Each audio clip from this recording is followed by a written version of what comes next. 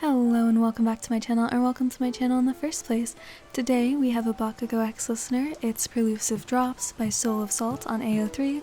So go give them likes, kudos, whatever, and let's go ahead and get into it. You looked at the time on your phone and cursed under your breath, quickly wiping the screen as raindrops fell on it.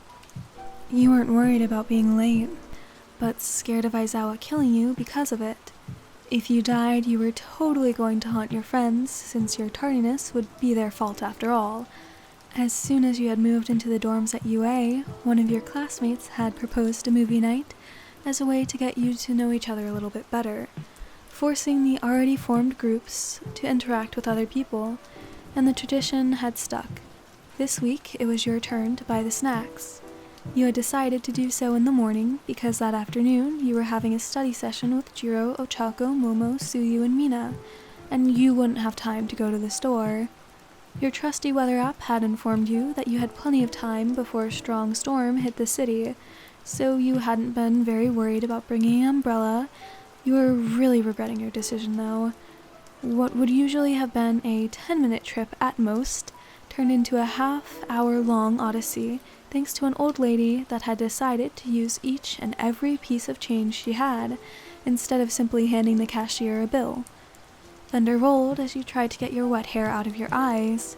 You found yourself running in the rain towards UA's main building, clutching your snack and homework-filled school bag to your chest in hopes of it not getting soaked. You wouldn't even have time to change into a dry set of clothes. You let out a long whine as you sped up slightly. Once you entered your classroom, you were completely soaking wet. Water dripped down from your hair, your clothes stuck uncomfortably to your body, making you press your bag to your front in embarrassment, and your shoes had made you almost fall more than once in your rush to get to class in time. You plopped down on your seat next to a certain hothead, feeling out of breath. You leaned back into your seat. You had managed to get into class 5 minutes earlier than Aizawa.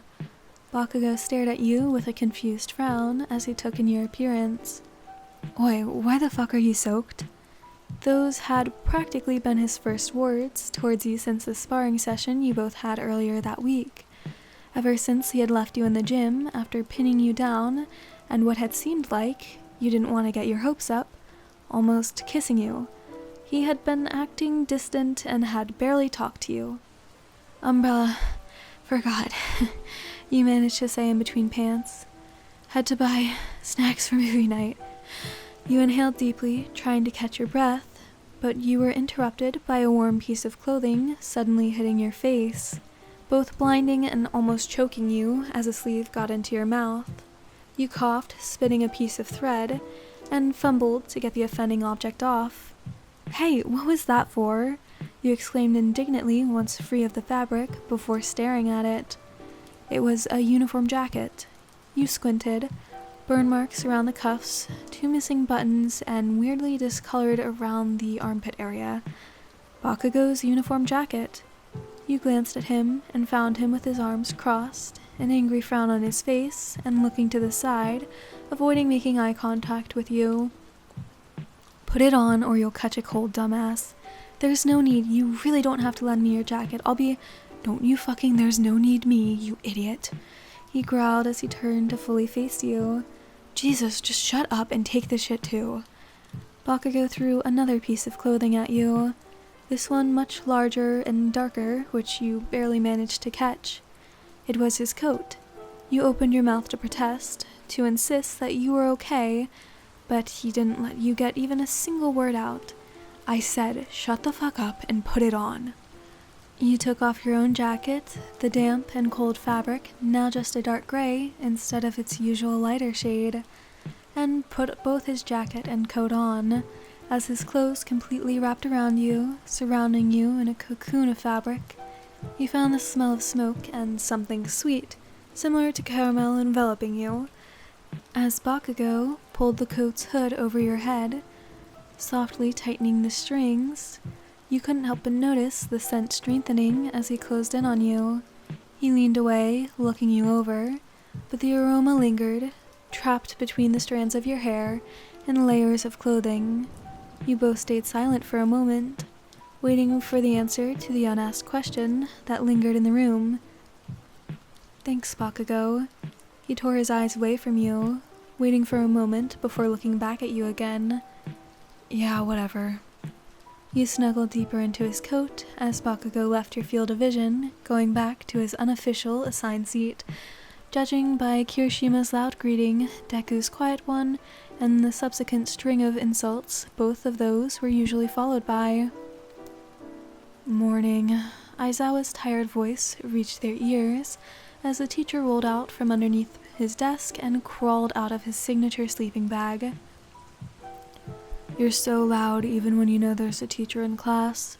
Do I need to sign you up for detention again, Bakugou?" As the teacher's eyes skimmed over his students' faces, he noticed the aforementioned hothead not wearing his uniform jacket. As he was about to reprimand the boy once more, he caught sight of your wet hair in the black coat he was sure he had seen Bakugou wearing every single day. He sighed and then looked away. Took them long enough, he thought. Let's hope they help him calm down, and not the other way around. "Okay, everyone, now homework." "What, Aizawa? We have an exam tomorrow. You haven't even told us what it's going to be on." "Double the homework for complaining, Kaminari." "What? It's everyone else was thinking it." "You wanna die, dunce face?" "Triple the homework for insulting your classmate, Bakugou." Aizawa smiled. Sometimes he liked being a teacher. Sometimes. Bakugou couldn't help but watch as you struggled with the long sleeves of his coat, a frown of concentration on your face, and the tip of your tongue slightly sticking out from your mouth. He would never admit it, but he found it very cute. On the list of things he would never admit liking was the sight of you wearing his clothes, and also the fact that everyone who saw you knew they were his. No matter how much he enjoyed it, it was probably better you took them off and either dried yourself up or got a new set of clothes. "You should take the coat off. The inside's probably wet now," he told you as the two of you made your way to lunch.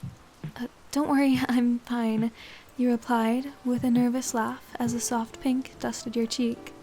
"Now you are, but if you keep going like this, you'll catch a fucking cold," he growled. "I don't want to have to take care of you when that happens."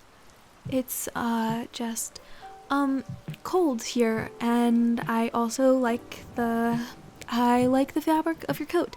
Did your mom make this or something? It's very soft." You continued rambling, your head shrinking into the collar of the coat. His coat. That thought only made your blush deepen. Bakugou stopped walking as his face reddened. You liked wearing his clothes. He felt his lips twitch and had to fight the urge to smile. You didn't want to take them off. She didn't make the clothes. She doesn't make clothes. She just promotes them and stuff," he said in a low voice, after some seconds of silence, in which you felt yourself hoping that the ground would open up and swallow you whole. That had been so embarrassing. "But let's at least go to your room and get you a dry shirt or something. You can keep the coat if you want. It's shit anyways," the blonde added as he looked to the side.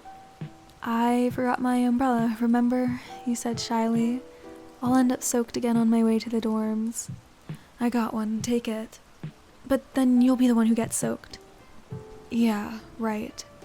You both looked outside to the pouring rain, the sound of non-stop raindrops and thunder filling the silence. A flash of lightning lit up the sky for a split second. "I mean, there is another option. We could share." Bakugou's voice was uncharacteristically quiet. Your eyes started to find his at his offer. "Share it? Forget it, just take it. It's not big enough for two people." Bakugou awkwardly turned away, shoving his hands into his pockets. But there was no way you were passing up the opportunity of sharing an umbrella with your crush. You can't take it back now. It's literally the worst fucking option possible. We'll both get wet. Hey, it's either we share it or I go out in the rain right now and get pneumonia and fucking die, okay? Alright, fucking hell.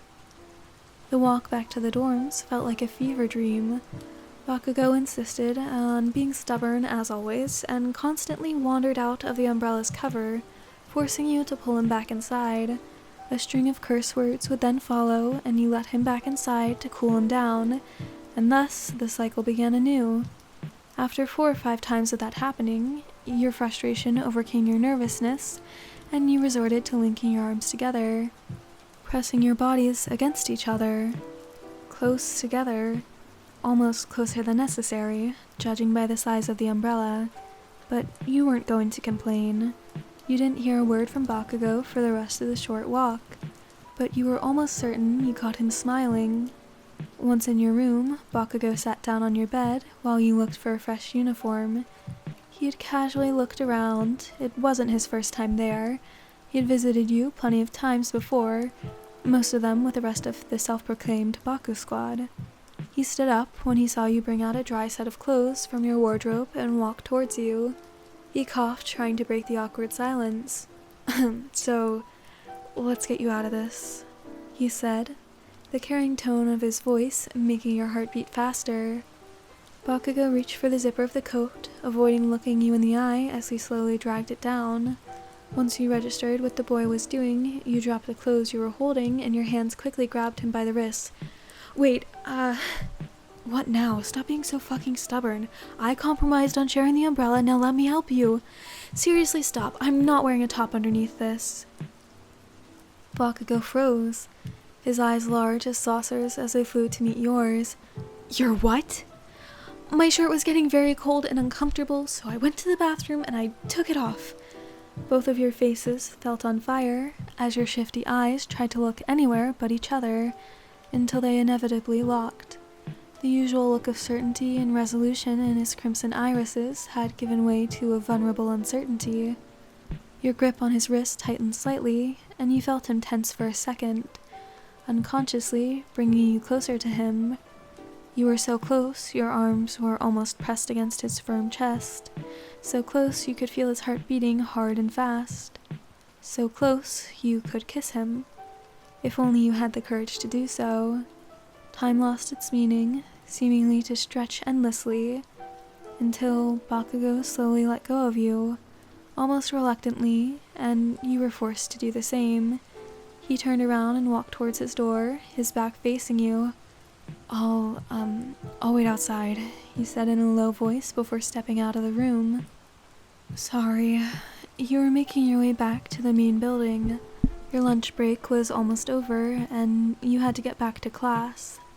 The two of you hadn't uttered a word since Bakugou had left your room, until now. What? I said I'm sorry, damn it. I didn't mean to. It's okay, yeah, you didn't know. I just don't want you to think I'm a fucking pervert like Mineta, he muttered, making an explosive laugh erupt from you. Hey, I'm trying to be nice, dumbass. Sorry. Sorry, you said in between chuckles as you wiped a tear caused by your laughter. I wouldn't ever think of you like that, Bakugou. You smiled softly at him and brought one of your hands to his upper arm, making him look at you. It's okay, it wasn't like your plan was to get me naked. At your words, you could see his face quickly turning red, your own flushing slightly. So, yeah, don't beat yourself up about it. You awkwardly took your eyes off of his flustered expression. Your mind drifted back to what had just happened in your bedroom. Should you have tried something? Bakugou looked at you as the two of you just kept walking. You didn't know if he noticed, but the distance between you two got ever so slightly smaller until your hands were brushing against each other's. You fought to keep a grin back and continued your way back to class. It was weird. You'd walked this way a million times before, but everything seemed a little brighter that day. You cleared your throat before drinking some water, trying to make the uncomfortable itch at the back go away.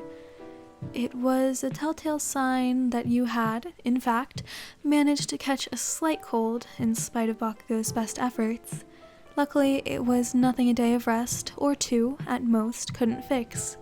Your hands quickly grabbed a tissue and pressed it to your nose before loudly sneezing into it, startling the girl sitting with you. You cringed as the ache in your throat increased after the sneeze.